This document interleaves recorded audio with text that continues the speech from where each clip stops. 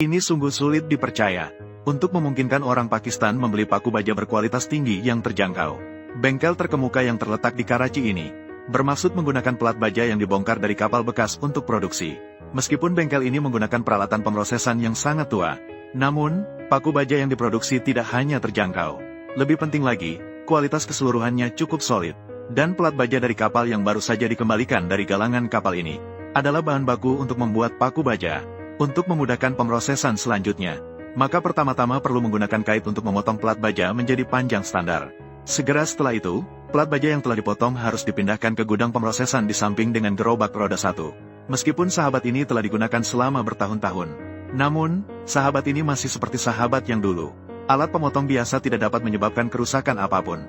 Oleh karena itu, mesin pres raksasa ini harus digunakan untuk memotongnya dengan kuat. Sementara pisau terus melompat. Dengan cepat, plat baja diiris menjadi potongan baja yang ukurannya tepat ini. Selanjutnya, potongan baja yang telah dipotong perlu dipanaskan dengan suhu tinggi. Karena terbatas oleh lebar tungku, harus mengatur blok baja dalam sudut tertentu. Segera blok baja akan dikirim dengan mekanisme pengirim. Dimasukkan ke dalam tungku pemanasan yang panjangnya lebih dari 20 meter. Ketika blok baja dipanaskan hingga merah merata, pekerja akan menggunakan kait besi untuk mengangkatnya dari tungku ke atas konveyor. Dengan cara ini, blok baja yang sudah merah akan dikirim ke stasiun pengolahan berikutnya.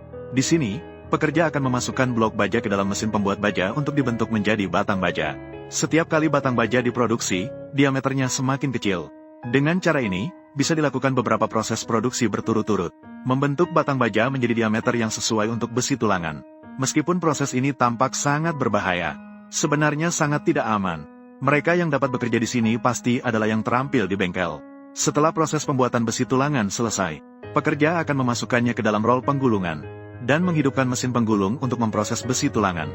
Karena suhu besi tulangan saat ini sangat tinggi, jadi masih perlu ditumpuk di samping, menunggu hingga dingin secara alami.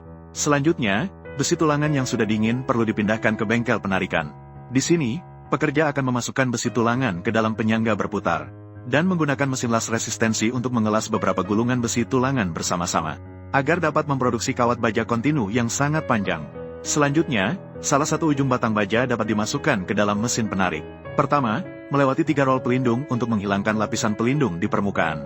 Kemudian melalui lubang cetakan kawat paduan khusus dengan diameter tertentu, memaksa batang baja mengalami kompresi cermin, mencapai pengurangan diameter kawat yang akurat.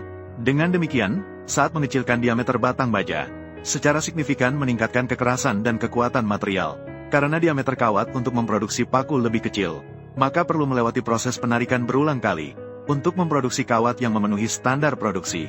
Setelah proses penarikan selesai, dapat dipindahkan ke bengkel pembuatan paku. Pekerja akan terlebih dahulu memasukkan kawat ke dalam mesin pembuatan paku. Kawat yang masuk ke mesin pembuatan paku akan melewati beberapa rol gesek untuk penyesuaian, kemudian dipegang oleh mekanisme penyangga, untuk memadatkan bagian yang terlihat menjadi kepala paku.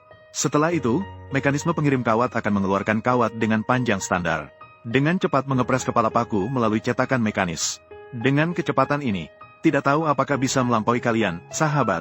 Setelah paku diproduksi, karena permukaannya masih banyak kotoran, maka perlu dimasukkan ke dalam drum heksagonal, dan setelah mencampur pasta pemoles dan serbuk kayu dengan baik, tuangkan juga ke dalam mesin roll.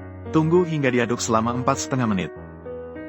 Pada saat ini, paku sudah menjadi sangat halus dan mengkilap. Selanjutnya, tunggu hingga pekerja menggunakan tangan baja. Setelah memasukkan paku ke dalam kotak kertas dan menimbangnya untuk dikemas, baru bisa dijual.